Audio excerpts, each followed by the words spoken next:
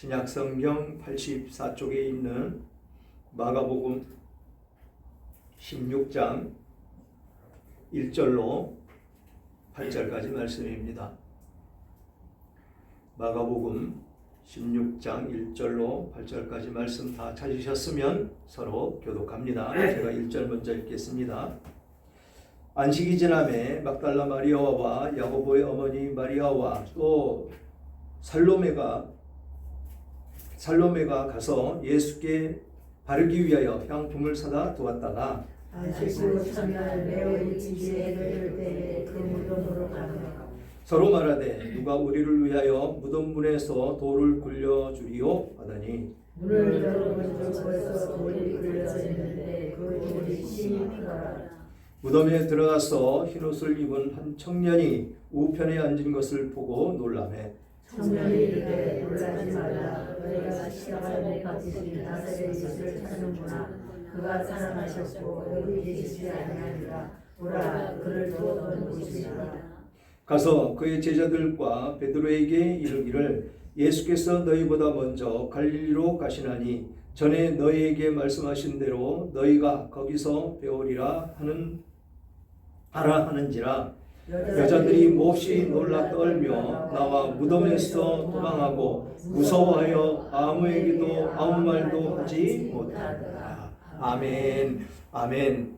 죽음을 이기신 주님이라는 제목으로 은혜를 나눌까 합니다. 부활하신 주님의 은혜와 평화가 여러분들 모두에게 함께 하시기를 주님의 이름으로 축원합니다. 오늘은 죽은 자 가운데서 살아나신 그 예수님의 부활주일입니다. 예수님의 부활은 기독교 신앙의 핵심이고 단순히 종교적인 기념이 아닌 모든 인류에게 주어진 생명의 선언이다라는 것입니다. 특히 누가복음 24장 5절에서 전해지는 천사의 그 외침은 오늘을 살아가는 우리에게 똑같은 질문을 던집니다. 어찌하여 살아있는 자를 죽은 자 가운데에서 찾느냐? 이 한 문장에는 우리 신앙적 시선이 어디에 향해 있는지, 그리고 삶을 바라보는 관점이 어떻게 달라져야 하는지에 대한 강력한 메시지가 담겨 있습니다. 거기에 덧입어서 예배 전에 제가 낭독해드린 말씀, 예수께서 이르시되 나는 부활이요 생명이니 나를 믿는 자는 죽어도 살겠고 무릇 살아서 나를 믿는 자는 영원히 죽지 아니하리니 내가 믿느냐? 이 말씀 가운데 우리는 있어야 된다라는 것이지요. 내가 믿느냐? 무엇을? 예수 그리스도께서 부활이시고 생명이신 것을 믿느냐? 믿으면 죽어도 살아나겠고 살아서 나를 믿는 자는 죽지 않는다라고 말씀하신 이 말씀 가운데 우리는 있어야 된다라는 것이죠. 지금도 많은 사람들이 절망과 고통 속에서 예수님을 찾습니다. 그러나 중요한 것은 그분의 죽음 속에 계시지 않는다라는 사실이지요. 예수님은 무덤에서 일어나셨고 지금도 살아 역사하고 계신 주님이심을 우리는 마음판에 반드시 새겨야 된다는 것입니다. 그냥 기념일로 그 날을 지키는 데 국한되는 것이 아니고 그 신앙이 우리들 마음속에, 몸속에, 뼛속에 아주 깊이 스며들어서 그 부활 신앙으로 우리는 살아가야 된다라는 것입니다. 그런 우리가 살아가는 세상은 때로는 거친 폭풍의 한 복판과 같아서 작은 잎새처럼 방황하기가 아주 쉽습니다. 경제적 어려움과 사회적 불안 속에서 삶의 무게가 지칠 때가 있다라는 것이지요. 거기에 환난을 당하고 고난을 당하고 육신의 질곡 가운데 놓여질 수도 있다라는 것입니다. 그러나 그렇다 할지라도 우리는 이 부활신앙을 잠시도 잊고 그것을 내려놓으면 안 된다라는 것입니다. 그래서 우리에게 이 소식은 아주 좋은 소식, 기쁜 소식이죠. 성경에 이 기쁜 소식이 두 번 전해지는데 그 첫 번째 소식은 예수님이 베들레헴에서 태어날 때 한 천사에 의해서 전해졌습니다. 그리고 두 번째는 오늘 마가복음 본문에서 흰옷 입은 청년으로 묘사된 한 천사가 무덤을 찾아왔던 여인들에게 또 다른 좋은 소식을 전하고 있습니다. 그것이 놀라지 말라, 그가 살아나셨고 여기 계시지 아니하니라 라는 기쁜 소식을 전하고 있다라는 것입니다. 그가 살아나셨다. 그가 이곳에 있지 않다.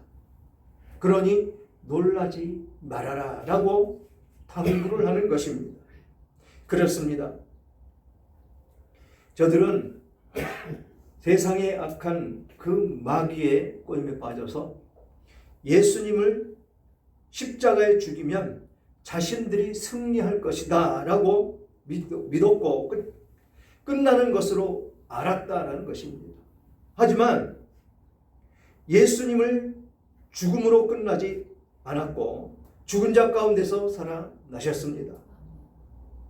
이 본문의 그 역사적인 말씀이 온 천하에 전해지고 있는 사실을 우리는 기억해야 된다는 것입니다. 그래서 오늘 말씀과 함께 기쁨이 충만하신 여러분들이 되시기를 주님의 이름으로 축원합니다. 1절 보니까 안식일이 지나매 막달라 마리아와 야고보의 어머니 마리아와 또 살로메가 가서 예수께 바르기 위하여 향품을 사 두었다가 안식 후 첫날 매우 일찍 해돋을 때에 그 무덤에 가며 서로 말하되 누가 우리를 위하여 무덤 문에서 돌을 굴려주리요 하더니 눈을 들어본 적 벌써 돌이 굴려져 있는데 그 돌이 심히 크더라 라고 말씀을 하고 있습니다. 지금 여기 여인들이 나오죠. 여인들이 나오고 여인들이 믿음을 받아들이는데 아주 깊이 있게 잘 받아들이기 때문에 여인들이 이 예수님을 다시 찾아가는 것입니다. 여러분, 제자들이 모두 누구였었죠? 남자들이었었죠. 그런데 예수님이 죽으실 때 그들의 행동은 어땠습니까? 베드로는 3번 부인하고 도망갔고 나머지 제자들도 같이 죽임을 당할까 봐 모두 도망을 갔습니다. 이 죽음의 현장에서 십자가에 달리실 때 끝까지 바라보면서 하나님께 기도했던 사람들은 여기에 등장하는 이 여인들이었었다라는 것이죠. 그 여인들이 다시 이제 안식일이 지났기 때문에 안식일은 이 이스라엘은 아무 일도 하지 않지요. 그래서 안식일이 지나기를 기다렸다가 날이 밝음에 이들은 무엇을 준비했습니까? 시신에다 바르는 향품을 사두었다라는 것입니다. 이 향품이 엄청 비쌌죠. 이것이 예수님이 십자가에 달리기 전에 사역하고 계실 때 여인이 300데나리온에 팔아서 구제하에 쓸 것을 누가 얘기했습니까? 가룟 유다가 얘기했죠. 그렇게 비싼 값어치가 있는 그 향품이다라는 것입니다. 이 향품이 어떤 데에 쓰이느냐 하면 미라를 만드는 데, 요셉이 죽었을 때 요셉이 내 시신을 내 고향 땅에 갖다 묻어달라고 그랬죠. 그때 사용했던 향품과 몰약, 그런 것을 가지고 바르고 그래서 미라를 만드는 것입니다. 지금 이 여인들은 지금 그 향품을 엄청난 돈을 들여서 그것을 준비해서 지금 예수님께 갔다라는 것입니다. 무엇을 이야기하고 있는 것일까요? 온전한 예수님을 향한 사랑을 이야기하고 있다는 것입니다. 죽었으니까 그만이야. 저들이 저 예수가 살아나서 십자가에서 내려와서 우리들을 구원해 줄 줄 알았는데 그냥 죽는 것 보니까 아무것도 아니었어. 이 생각이 누구 생각입니까? 마귀가 주는 이 세상 예수 안 믿는 사람들의 생각이다라는 것입니다. 예수를 안 믿는 사람들은 전혀 이것을 믿을 수도 없고 깨달아질 수도 없는 것이다라는 것입니다. 그런데 이 사실은 구전으로 내려오는 것도 아니고 전설로 내려오는 것도 아닙니다. 2000년 전에 실제적으로 일어났던 일이다라는 것입니다. 많은 역사도 아닙니다. 불과 2000년 전에 예수 그리스도께서 왜 오셨습니까? 왜 이 땅에 오셨죠? 죄로 구원받을 수 없는 우리들을 하나님이 특별히 사랑하셔서 독생하신 그 예수 그리스도를 아끼지 않으시고 죄 없는 사람이 반드시 죽어야 됩니다. 사람이 죄를 대속하려면 구약시대에 짐승을 잡아서 거기에 죄를 전가시켜서 제사를 지내고 그랬던 것, 그거는 단회적이었었다라는 것이지요. 한 번 지나가면 또 해야 되는, 계속해서 반복해서 해야 되는 그런 일이었었다라는 것입니다. 그런데 그것을 없애시기 위해서 하나님은 예수 그리스도 독생하신 아들, 그분도 아끼지 않으시고 십자가에 죽이시려고 이 땅에 보내셨다라는 것입니다. 그것이 저와 여러분들을 위해서 지금 세상 얼마나 악합니까? 그런 악함 속에 있는 우리들을 꼭 집어서 구원해 주시기 위해서 그 예수 그리스도를 이 땅에 보내셨고 오셔서 사역을 하시는데 무엇은 사역을 했습니까? 온전히 하나님 나라를 증거하시고 없는 사람들, 힘들고 배고픈 사람들, 병들어 고통받는 사람들, 그들을 위해서 사역을 하셨다라는 것입니다. 오늘 본문에도 등장하지만 일어나셔서 무덤에서 살아나셔서 가장 먼저 어디 가셨습니까? 갈릴리로 가셨습니다. 갈릴리. 그냥 우리가 쉽게 성경을 보면서 그냥 갈릴리라고 그랬으니까 그런가 보다 하기 쉽습니다. 그렇지만 이 갈릴리는 아주 낙후된 그런 지역이다라는 것이죠. 가난한 사람, 병든 사람, 소외받은 사람, 그런 사람들이 모여 사는 곳이 갈릴리였었다라는 것입니다. 예수님은 부자들한테 가서 그들을 구원하기 위해서 애쓰시지 않으시고 이렇게 힘들고 어려운 사람들, 고통받는 사람들한테 가서 복음도 증거하셨고 생명도 살려주셨고 아픔과 고통 가운데 있는 질병에 있는 그 사람들도 치료를 해 주셨다라는 것입니다. 오병이의 기적을 행하셨고 이것이 예수님께서 이 땅 가운데 오셔서 하신 사역이다라는 것이죠. 그러면서 제자들에게 부탁을 하셨습니다. 그런 사역을 해야 된다. 구원받은 성도들도 똑같다라는 것입니다. 그러면서 뭐라고 그러셨죠? 내가 하늘에 올라가야 성령을 너희에게 보낼 것이다. 그러면 내가 그동안 가르쳤던 것, 함께 다니면서 보고 배웠던 것 다 기억나고 생각날 것이다 라고 말씀을 하셨다라는 것입니다.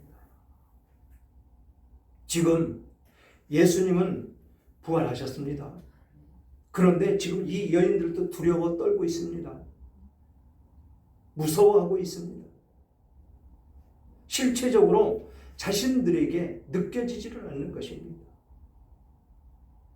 이게 지금 어떤 꼼수를 써서 이 로마 병정들을 통해서 우리들까지 해야 할까 싶은 그런 마음도 그들에게 있었을 것입니다.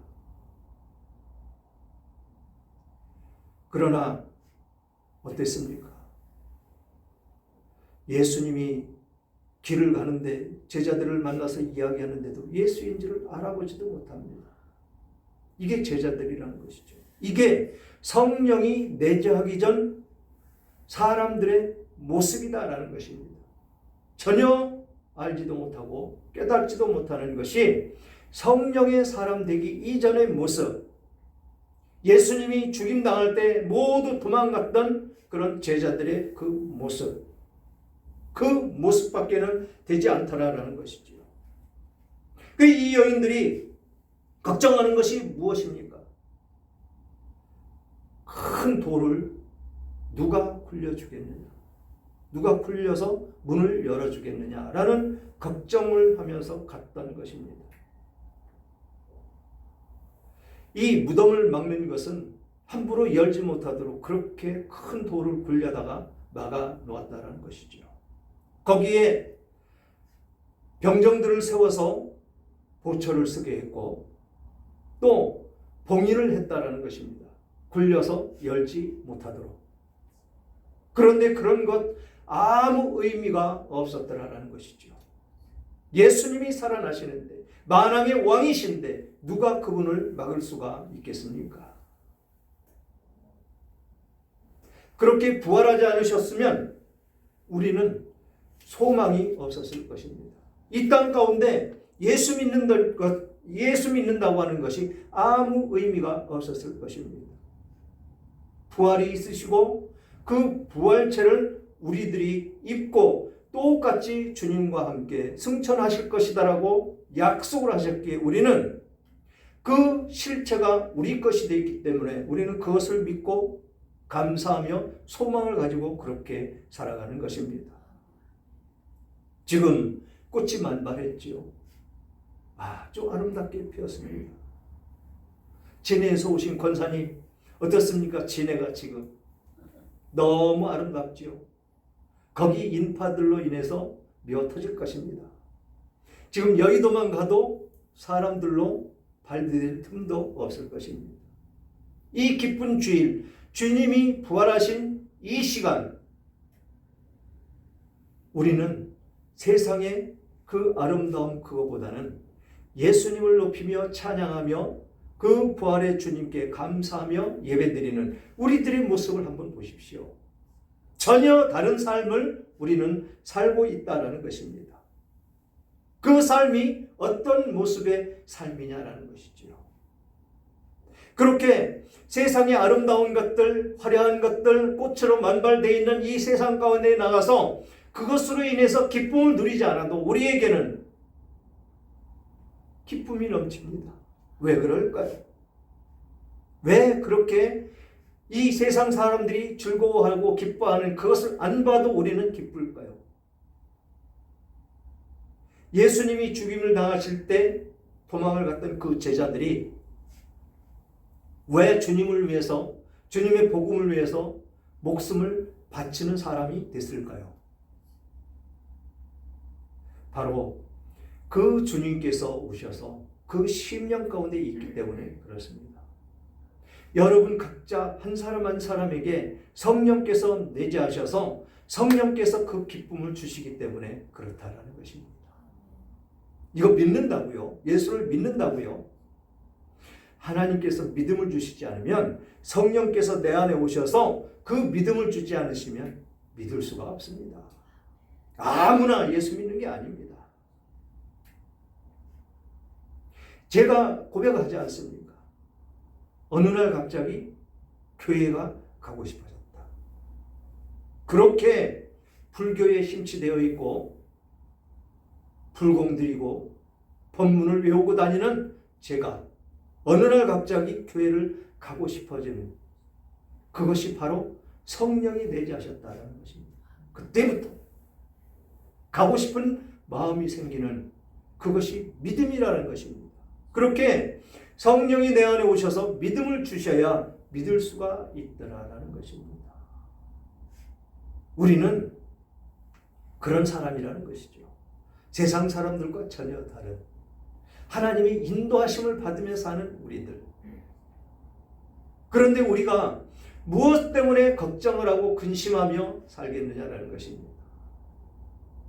이 온 세상 우주 만물이 다 아버지 것이고 그 아버지의 영이 내 안에 계신데 무엇 때문에 근심 걱정하며 살고 있느냐라는 것입니다. 이 부활주일, 주님이 부활하셔서 승천하시고 난 이후에 우리는 성령의 사람이 되었다라는 것입니다. 그렇게 예수님은 그렇게 희생을 하시고 모든 고난과 고통을 당하심으로 말미암아서 우리가 살아났다라는 것입니다. 그렇게 무덤에 갔더니 무덤에 들어가서 흰옷 입은 한 청년이 우편에 앉는 것을 보고 놀라매 청년이 이르되 놀라지 말라. 너희가 십자가에 못 박히신 나사렛 예수를 찾는구나. 그가 살아나셨고 여기 계시지 아니하니라. 보라, 그를 두었던 곳이니라 라고 말씀을 하십니다. 지금 살아나셔서 갔으면 이 천사들도 갔어야 됐죠. 그런데 왜 남아있을까요? 증언을 해줘야 된다는 것이죠. 증언을. 누구에겐가는 그 예수님이 살아나셨다는 것을 알려주어야 된다는 것입니다. 이것이 못 박히신 나사렛 예수, 그분이 살아나셨고 여기 계시지 않는다라는 것을 증언하는 것입니다. 우리 이것을 증거해야 된다는 것이죠. 이게 복음이라는 것입니다. 왜 오셨고 왜 십자가에 달려 죽으셨고 그 안에 무슨 일이 있었고 죽으신 다음에 사흘 만에 부활하셨고 40일 동안 복음을 증거하시다가 승천하신 것이 예수 그리스도라는 것을 전하는 것이 바로 복음을 증거하는 것입니다. 이 복음 전하는 일에 우리는 잠시도 쉼이 있어서는 안 된다라는 것이지요. 로마서 6장 5절부터 7절까지 보면 만일 우리가 그의 죽으심과 같은 모양으로 연합한 자가 되었으면 또한 그의 부활과 같은 모양으로 연합한 자도 되리라. 우리가 알거니와 우리의 옛사람이 예수와 함께 십자가에 못 박힌 것은 죄의 몸이 죽어 다시는 우리가 죄에서 종노릇하지 아니하려 함이니 이는 죽은 자가 죄에서 벗어나 의롭다 하심을 얻었습니다. 이 모습이 실체다라는 것입니다. 이 로마서 6장 5절과 7절에 기록되어 있는 이 말씀이 실체가 되는 것이다라는 것입니다. 의롭다 하심을 입은 우리들이다라는 것이죠. 누구로 인해서? 우리가 의로운 행위를 해서? 절대로 아니고 예수 그리스도께서 희생을 하셨기에 죄의 종노릇하지 않도록 벗어나도록 그렇게 해 주셨다라는 것입니다. 그런데 세상 종교들은 안 그렇죠. 천주교를 비롯해서 억지로라도 선한 행위를 해야 된다. 억지로가 아닙니다. 그것은 힘들어서 못합니다. 그렇게 억지로 하는 것은 세상에 이름을 날리기 위해서 하는 것입니다. 우리 예수 그리스도는 무슨 선한 일을 하는 것에 대해서 자랑하거나 나타내는 것이 아닙니다. 그러나 천주교를 비롯해서 다른 종교들 어떻습니까? 방송에 나오고 신문지상에 대서특필되고 그것을 자랑하는 것이지요. 그런 일을 해야 구원을 얻는다고 천주교는 사람들을 미혹합니다. 그러나 성령의 사람들은 절대로 그렇지 않다는 것입니다. 내 생각을 주장하심으로 말미암아서 내 스스로 하게 되어 있다는 것입니다. 봉사하는 것도 교회를 위해서 일하는 것도 복음을 전하는 것도 선한 행위로 삶을 살아가는 것도 내 힘이 아닌 성령의 인도하심에 따라서 그렇게 할 수밖에 없어지더라라는 것입니다. 악했던 모습이 완전히 변해서 아주 선한 그런 아주 순한 양같이 그런 모습으로 변화되어야 된다는 것입니다. 이런 변화가 없으면 그리스도 사람이 될 수가 없습니다. 절대로. 성경에서 말씀하시지 않습니까? 영과 육과 관절과 골수를 찔러 쪼개기까지 하고 우리의 행위를 감찰하시는 것이 누구라고요? 하나님의 말씀, 예수 그리스도. 이 관절과 골수가 찔러 쪼개진다는 것은 그렇게 변화되는 것입니다. 깡패였던, 장날되면 그 시장에 그가 나타나면 모두가 문 닫고 도망가야 됐던 그런 사람들이 복음이 들어가니까 복음을 위해서 목숨 바쳐 달려가는 그 모습으로 변화되는 것. 사도 바울이 그렇게 예수 믿는 사람들을 잡아 옥에 가두고 죽이는 일에 앞장섰던 사람이 예수 그리스도의 영을 받으니까 어떤 모습입니까? 목숨 바치지 않습니까? 복음을 위해서. 그러니까 바리새인들이 뭐라고 그럽니까? 저가 미쳤다. 그렇습니다. 예수 믿는 것은 미치는 것입니다. 세상 사람들이 봤을 때는 미쳤다라는 이야기를 들을 수 있는 것이 우리들의 모습이 되어야 된다는 것이지요. 이게 예수 그리스도를 믿는, 예수 그리스도의 부활 신앙이 우리 안에 있는 그 모습이다라는 것입니다. 그러면서 7절 보니까 가서 그의 제자들과 베드로에게 이르기를 너희에게 예수께서 너희보다 먼저 갈릴리로 가시나니 전에 너희에게 말씀하신 대로 너희가 거기서 배우리라 하라 하는지라. 바로 갈릴리로 가신다는 것이죠. 사역을 시작한 그곳, 아주 힘들고 어려운 곳, 그곳으로 예수님은 달려가셨고 제자들을 그곳으로 불러 모으십니다. 그리고 예수님은 어떻게 하십니까? 제자들에게 상을 차려주시고, 이게 예수 그리스도의 성품이 되는 것입니다. 우리가 그런 모습으로 살아야 된다는 것이지. 그러면서 8절 보니까 여자들이 몹시 놀라 떨며 나와 무덤에서 도망하고 무서워하여 아무에게도 아무 말도 하지 못하였더라. 얼마나 무서웠겠습니까? 성령의 사람도 아닌데 그냥 예수 그리스도 그 주님이 죽으신 그곳에 가서 그 주님을 위해서 할 수 있는 것을 하려고 갔는데 주님이 사라졌습니다. 이것이 우리가 세상에 있을 때 우리들의 모습일 것입니다.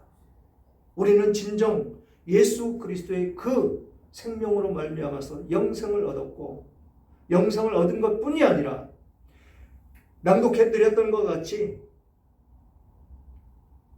죽어도 사는 우리들의 모습, 살아서 믿는 자는 영원히 죽지 않는다는 그 말씀 가운데 우리는 있어야 된다는 것입니다. 사랑하는 여러분, 예수님은 내가 그들에게 영생을 주노니 영원히 멸망하지 아니할 것이요 또 그들을 내 손에서 빼앗아 갈 자가 없느니라 라고 말씀을 하십니다. 이 얼마나 놀라운 약속입니까? 예수님과 함께하는 그런 삶은 이러한 확신 속에서 살아가는 우리들의 삶의 모습이다라는 것입니다. 오늘 아침 우리는 스스로 물어봐야 됩니다. 나는 진정 예수님의 부활을 믿고 있는지, 나는 그분으로 인해서 부활의 소망을 품고 살아가는지, 나는 진정 그분을 따라 살아가고 있는지 우리는 스스로 나에게 물어봐야 될 것입니다. 때로는 우리가 생각만큼 예수님의 그 음성에 귀 기울이지 못할 때가 많이 있습니다. 세상의 소음과 유혹의 마음을 빼앗길 때가 너무 많습니다. 하지만 우리의 주님은 포기하지 않으시고 계속해서 우리를 부르십니다. 그분은 우리가 어디에 있든지 어떤 상황에 있든지 우리를 아시고 우리의 이름을 부르시며 우리를 인도하시는 분이십니다. 이 부활절 기간에 우리 모두 다시 한번 예수님의 음성에 귀 기울이시고 그분을 따라 선행과 구제의 삶을 살아가기로 결단하는 여러분들이 되셨으면 좋겠습니다. 그리고 언젠가 우리도 흰옷 입고 보좌 앞에 서서 구원하심이 보좌에 앉으신 우리 하나님과 어린 양에게 있도다 라고 외치는 그 큰 무리 속에서 살아가시는 여러분들이 되시기를 주님의 이름으로 축원합니다.